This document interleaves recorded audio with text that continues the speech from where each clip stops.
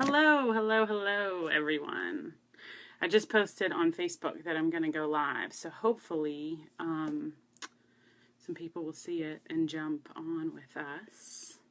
That would be excellent. This is an unusual time for me to be on in the evening. So let's see if we can catch some folks with us.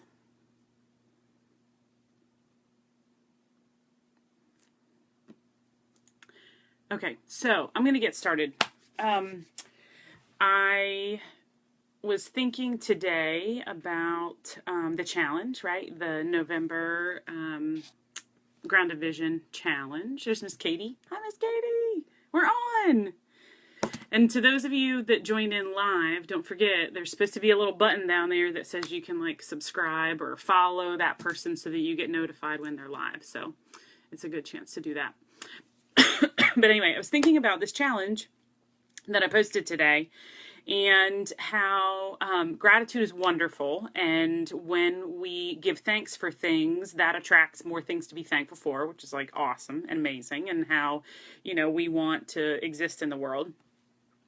But here's what I know also happens is that everybody in the world starts posting things that they're grateful for. And then what do? We compare ourselves to them. Everybody is out there comparing themselves to everybody else, right? That's a no-no. That's a no-no. And so we are going to talk for a minute about comparison and what I think are 3 different ways to think about it than we normally think about comparison. So, you know, we've probably all thought at some point, like, if I only had what they have, or I want what they have, or if I only had the job they have, or the kids they have, or the car they have, or the partner they have, then everything would be okay, right? But here's the thing we know. We know that what people post on Facebook and how they show up in the world isn't always entirely accurate or authentic to who they are, right? I mean, we're not all sharing our stuff publicly. I saw a picture on Facebook today that I really liked. It sort of ties with this. And it's this, it said something about we all have a chapter of our book that we don't share. Yeah, we do. Whether it's our insecurities or something we're regretful about or something we wish we had done differently. You know, to some extent, to some intensity, probably everybody has some skeletons, right? And so there's a chapter in all of our books that we don't want anybody to read. But when you really think about comparison, I think part of there's 3 different ways I want you to think about it. One is comparison is the thief of joy, right? And most of us have heard that phrase, but really take that in. How on earth can we be joyful and grateful for what we have when we're busy being jealous and envious of what everybody else has?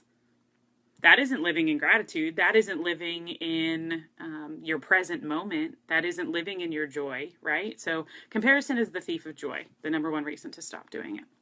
And then there's 2 other phrases that are very similar to one another, but some will strike you more than others. And so I wanted to share them both. There was somebody I went to graduate school with, and that person always seemed like they had it all together, and they were sort of all the faculty members' favorite, and things just kept sort of happening for them. And I went and talked to one of my faculty members once, and I said, man, like, I wish I could just get a break. Like, see this person and that person and this other thing's happening for them. And like, man, I wish I could get a break. I wish I could have a success. I wish I could feel the way they're feeling. And she said, Nikki, you're comparing your insides to someone else's outsides. Stop me dead in my tracks. Dead in my tracks, right? Because I'm hearing all my junk in my head. I'm thinking about all my limiting beliefs. I'm thinking about all my insecurities. I'm thinking about, you know, how long my to-do list is, how many more things have to happen before I graduate, all this stuff. And I was comparing that with how this other person showed up externally, right? They're not sharing externally what their limiting beliefs are and what their insecurities are and their laundry list of things to do and the things that got them down. They're not sharing that. And that was so profound for me, that I'm busy comparing my insides, my vulnerability, my worries, my fears, my concerns with the public persona that person has, which isn't their worries, their fears, their concerns, their limiting beliefs. So like, I'm not comparing apples to apples anymore, right? And so like, that doesn't even work. That doesn't even make sense. And so then I can stop myself from doing it because it isn't a fair comparison, right?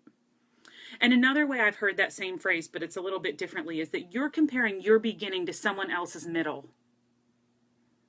And for me, I go to the land of books, right? And I think about, like, the beginning of a book is kind of slow. It's kind of takes a little bit of time. There's a lot that has to happen. There's a lot of detail. There's a lot of building that has to happen till you get to the middle. And so if I compare my beginning to someone else's middle, that too is not comparing apples to apples. I'm busy comparing a different part of my journey with a different part of their journey. And here's what's really interesting about that. While you're comparing your beginning to someone else's middle, you're in the middle of something that somebody else is looking at your middle and they're comparing their beginning. And gosh, if we were in the middle of something and we could only talk to the people who are at the beginning of it and be able to say, you're going to make it. Or, boy, I achieved this finish line and it was rough going, or slow going, or it was hard, or a bunch of things happened I didn't expect. If you could only tell them that, right? Because it looks like you were super successful. It looked like you had it all together, but that's because that's what happened on the outside. That wasn't what really happened, right? So like, stop it. It doesn't serve you. It doesn't serve you to compare yourself to anyone else. It doesn't serve you. And we are human beings. We are not human doings. We are human beings. We are not human doings. And so it does us no good service to compare ourselves. So if you're sharing your gratitude for the Grounded Vision November Challenge, sit in that gratefulness, sit in that gratitude and the appreciation of what you actually have, not in what other people say they have. Because here's the thing, even if you had that stuff, it might not feel the way to you it feels to them, number one. And number two, they might be faking it. Right? They're just putting stuff out in the world that hopefully will help them feel better and will help other people support them. So it may not even be like honest and legitimate for them either.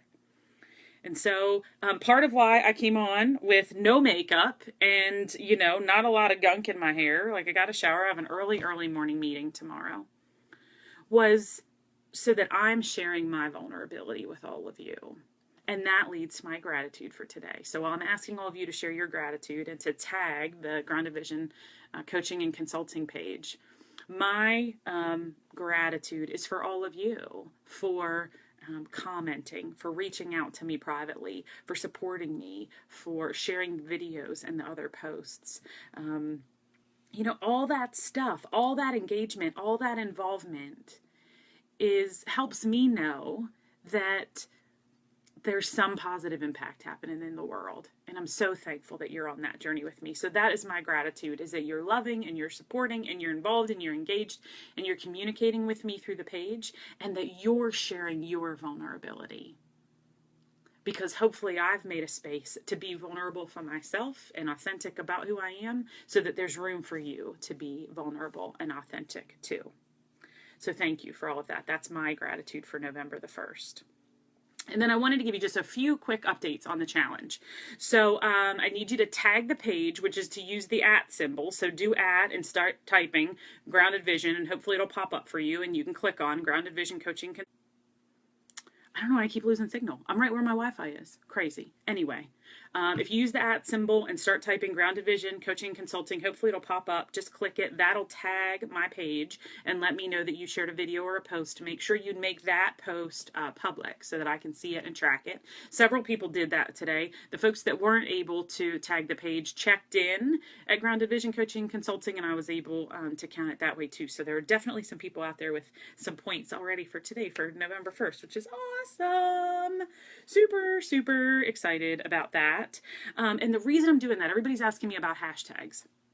Facebook doesn't track hashtags anymore. Apparently hashtags only lives in the land of Twitter and Instagram now. So I can't track Facebook hashtags, which is why I'm asking you all to tag the page so that you can so I can track it and make sure that somebody at the end of the month gets their name pulled and gets a free month of coaching. And so don't forget, some ideas are to post gratitude, right? Because November is the month of gratitude. So post something that you're grateful for. Feel free to post your learnings or your yearnings from what we've been doing on the page. So anything that you've learned from the Grounded Vision page, or anything you're yearning for, right? As you're getting clarity about your vision and how you want to show up in the world, whatever your yearnings are, you can feel free to talk about that. And then if you want any kind of support or accountability from your Facebook friends and family about what you want to do, your vision, something you want to achieve, I would love to hear about that too. Thanks for everybody who just hopped on. It's cool to see everybody in here. Katie says, I used to be so bad about comparison. It really does steal your joy. Totally does. And I'm telling you, if you think about those other quotes that I said, the comparison is the thief of joy, that you're comparing your insides to someone else's outsides, and that you're comparing your beginning to someone else's middle, it helps you like get out of that funk, because you can say that is not even a fair comparison. It's not even a fair comparison. It just doesn't even work. No point in comparing. And so for those of you that didn't hear, go back and watch the video, but I am makeupless and without hair product because I have a super early morning meeting and I just hopped out of the shower, and because I felt like if I was on here and we were going to talk about comparison, that I wanted to be able to be vulnerable so that you guys could keep being on the journey and be vulnerable with me. So I hope you'll share what's going on for you, share your gratitude, share your learnings and yearnings, and any kind of accountability or support that you want. I would love, love, love to hear it. And so tomorrow is November 2nd. I hope to see even more of your tags and your posts and your videos and what you're thankful for and what you've learned, what you're yearning, all that jazz. I'd love, love, love to see yours tomorrow. So have a great evening. Sleep well. Enjoy the fall weather. And I'll talk to you soon. Bye-bye.